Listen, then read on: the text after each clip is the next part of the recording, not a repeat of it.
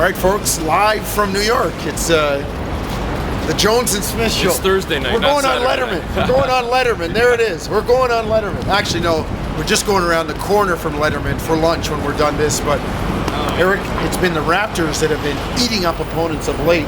Man, they're playing really, really well the last 25, 26 games. Well, and you think about just even the last 11 at home, 10 of the last 11 at home. They're obviously hitting the road now for the game tonight against the New York Knicks. And last time the Raps were in New York about a week and a half ago, built up the monster lead in the first half. The Knicks wiggled it away, but Toronto still hung on. I think it was that game where the closest the Knicks got, if I'm not mistaken, was 8?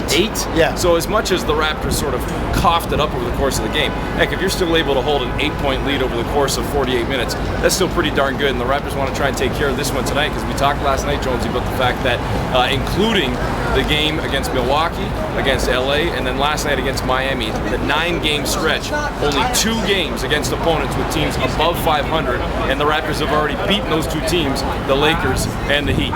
Got another number for you. When you look at the opponents upcoming, their combined winning percentage is 31-7. So Toronto should be able to make hay. And as our man Bruce Arthur from the National Post said, quick, reinforce the bandwagon because everybody's going to be jumping on. But it's a defense, to me, that's been doing it. Since Toronto had that brutal game in Atlanta on December 2nd, they have played 26 games. They have the 5th best record in the NBA at 17-9.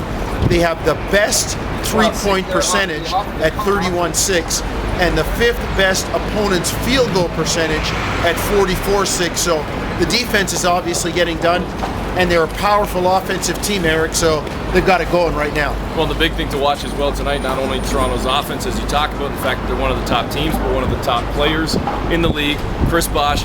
He's going to be named to the All-Star team tonight. And to me, that's a lock. It's a guarantee that he will be named one of the reserves tonight. When should be a starter. But he should be a starter, yeah. Absolutely. But the interesting one will be if David Lee is going to be named. Now, I believe in spite of the Knicks' record, David Lee should be in the All-Star game, and I think he should be named as a reserve. But there was a report that came out within the last couple of hours saying that early indication, at least, is stories leaking out, that he will not be named to the team. So we'll see if that's indeed the case. Too bad. I mean, because I think he's a guy that's deserving. You can't always.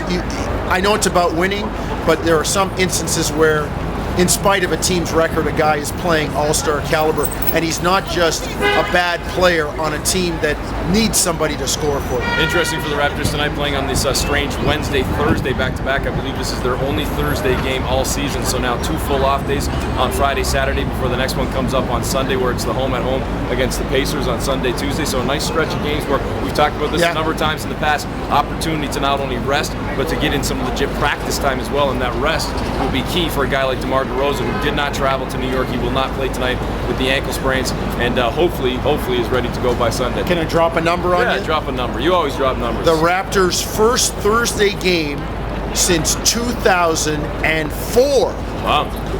The only team that's had a longer gap in between Thursday night games has been the Memphis Grizzlies, who last played a Thursday game in 2008. So Toronto, 2004, the bright lights of New York, still not TNT, but they're working their way up. All right, we got to go have our lunch now. We're getting drowned out by the sun, I think, right now anyway. So around the corner, we're going to Rupert's Joint. See you, folks.